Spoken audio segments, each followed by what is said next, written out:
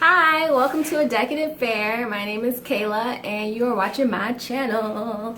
Welcome. So, I know I usually talk about food, of course, because that's my thing. I love food and that's what Decadent Fair is about. But Decadent Fair is also about, well, me.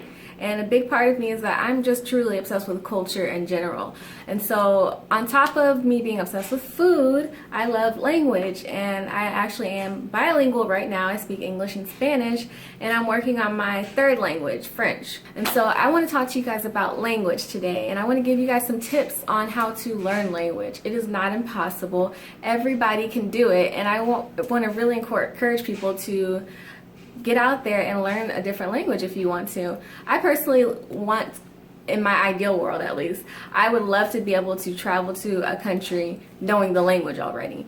And I know that's not always possible. For instance, I want to go to Japan soon, and I know that's going to be a big monster of a language to try and take on after just learning English and Spanish. But I am determined, and if you're determined, you can do anything. You can learn a language. It's not as hard as it seems.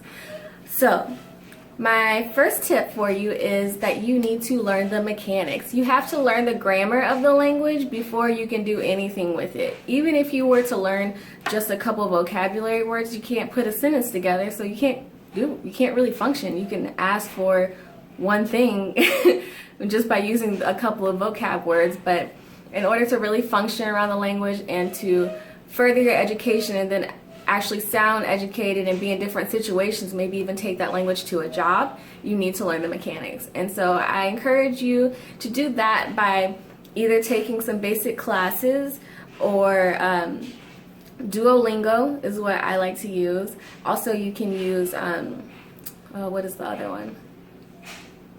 Rosetta Stone.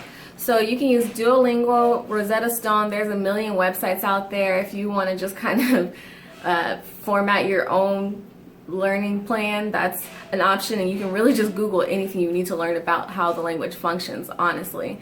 But yeah, Duolingo and Rosetta Stone are really great options. Now, the thing is with these programs, people think that it's going to carry you all the way, and it won't. It will give you the mechanics of the language, it will give you vocabulary, and it'll give you a little bit of practice with speaking. But in order to actually be able to use the language, once you know the language, because technically if you know the mechanics of it, the grammar and the vocab of it, you know the language. But you have to actually put that into practice. And the way that you need to do that is to try and immerse yourself in as many ways as possible. So tip number 2 is immersion. And so the way that I would do this, especially if you're in a country where the language is not spoken a lot, you have a couple of options. First of all, read. You can read children's books, you can find articles. I would not suggest reading a huge novel just because it's overwhelming, and unless you plan on just I would say read maybe 30 minutes a day in that language. And so, I mean, if you want to take a novel and do that, do so, but you're going to be looking up a lot of things, and you're going to have to put into context the fact that there's literary tools that are used, and the language is not going to be the same when you speak it. And so it's a little bit more difficult. I would actually just wait on novels and focus on articles, children's books, short stories, that sort of thing to start. And then I would also be watching movies and music.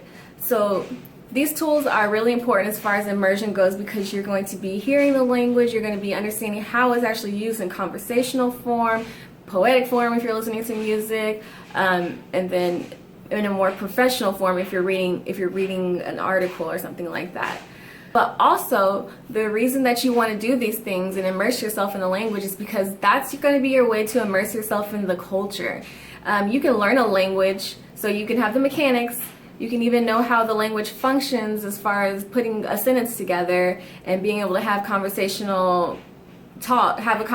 in that language. But a huge part of learning a language is having to learn some basic things about the culture. The more you know about the culture, the easier it's going to be to use the language and understand when people are speaking to you. You might not understand the sarcasm. You might not understand, and I've gone through this quite often, when somebody is being offensive to you because you don't understand the jokes or the context of how somebody is using the language. So all of these things are incredibly important, and you will learn them as you go by immersing yourself in the language through literature, music, and movies.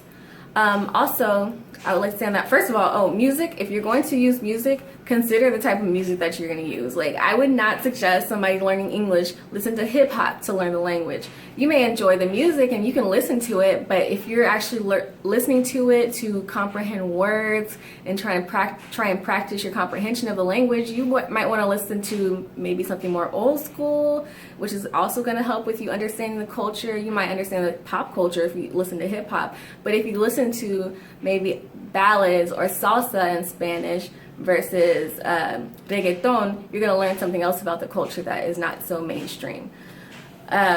And so the second part of immersion that I suggest is actually going online and finding language exchange websites. There are a ton of them out there right now. And so if you just go online, type in language exchange, you will find websites, and I'll actually put some down below, where you can actually talk to somebody on Skype. That's the beauty of the internet now, guys. We don't have to go across the world to taste food or to speak a language. And so take that to your advantage.